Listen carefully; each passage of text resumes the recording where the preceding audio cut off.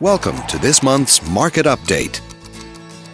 Let's take a look at residential real estate activity in your area during the month of August. The number of active listings was down 39% from 1 year earlier and down 7% from the previous month. This smaller inventory means that buyers who waited to buy may have had a smaller selection to choose from. As you can see, the median listing price for the month was just over $450,000.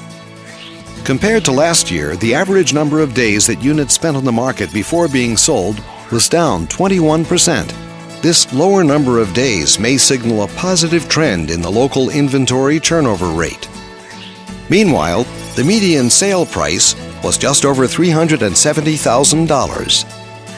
Overall, the number of units sold increased 33% year over year and increased 7% month over month.